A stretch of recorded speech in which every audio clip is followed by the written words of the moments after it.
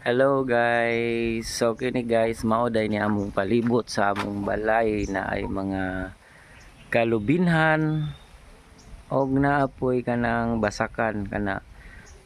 o namuswak na ang among ay dili day ni amo ang humay oy. Kuan lang ni siya tugaran namo humayan pero dili kami ang tagiyaan ni. Lahi ang tagiyaan ni dili ni namo farm ha. Kadto dito sa unahan na ay bukid ana.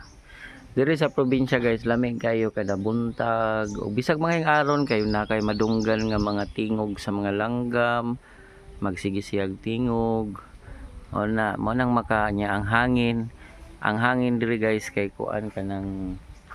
presko kayo ang hangin, wala gyud pollution, mao na nga ang uban makaingon.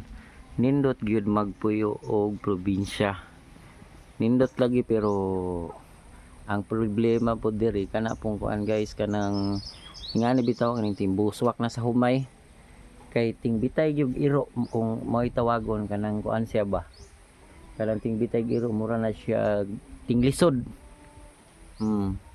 Although na ay mga kuan diri guys na ay mga saging man saging kini saging man pero di pud na mua kay kini sa kuan pud ni rindiro naman na siya dira dapit diha rindiro mao na siyang rindiro unya tulo may kabalay na diri nagpuyo mao niya nga mua kato sa akong igsuon kato sa akong igagaw tug nasa tumoy kaayo unya kini diri ang palibot namo guys kay kuan fish pan nami diri fish pan pero ang fish pan namo diri wala na ni siya isulod nga isda ang isulod diri ko ana lang kanang dalag halwan kung sa Bisaya or pantat ana nya daghan po diri kuan kanang snake turtle may daghan diri ano kini mao ni akong kulungan sa akong manok kay daghan mo pugog manok para akong gikulong dito akong mga manok kay basta tingbuswak sa humay mao yun na siyang kulungon kay aron ang kanang naay humayan diha dili mahurot og tuktok kay kaunon man gid na sa kuan sa manok ang kanang ilahang humay mao na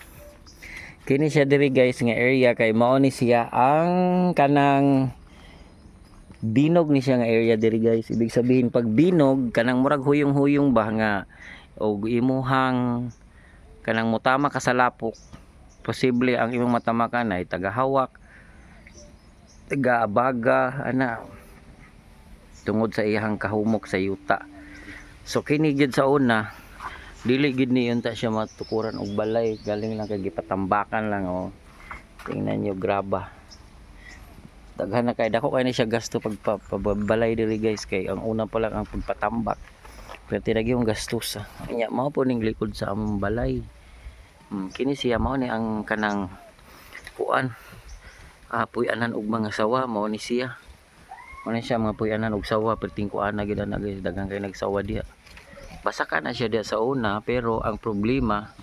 kay tungod lagi sa kalalom sa iyahang kuan ni lapok kay binog man kung tawagin agi gikondem unya human gitamna ng mga saging-saging diha sa kanang mga part nga mga gahi na bitaw ang yuta. So mao ni among likod sa umbalay o CR na diha guys delikado na gani kay na siya kay duol na sa tubig so kailangan gyud nga matambakan ni siya diri nga side para dili maguba ang balay bitaw guys tambakanan gyud na siya diha mao ni ang anak ko diri guys mao ni ang palibot sa akong panimalay guys ayan daghan kay basakan dito mga basakan na dito diha nga party mga lalom mo kaghapon na siya diha lalom nya kana diha dapit nga mga part is kanang galubinan nga kita nyo nga sagbot kayo diha daghan kayo og sawa okay daghan kay bitin diha klase-klaseng bitin na diha guys pero pasalamat ra pod kay murag wa pa man nasuroy diri ang ginatawag nilang banakon kay og nasuroy siguro wala na ay daghan na kayo kanang kuan daghan na unsa ni daghan na siguro napaakan ang banakon magud daw dili mag-stay sa usa ka lugar nga kanang kuan kanang basa bitaw di siya ganahan na ang Kay ang ganahan daw sa banakon kanang uga, uga ang palibot or kay ang pero mostly kay kana bugnaw man gud siya nga dapit diya kanang area da sa mga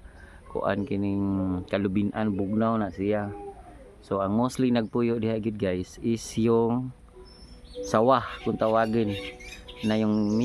iba kinakain talaga nila yung sawa, pero ako ayaw ko nang kumain ng sawa. Dati nung bata ako nakatikim ako ng sawa. So ayun lang guys, and maraming salamat po sa panood ng aking video na ito. Thank you so much po. God bless po sa ating lahat.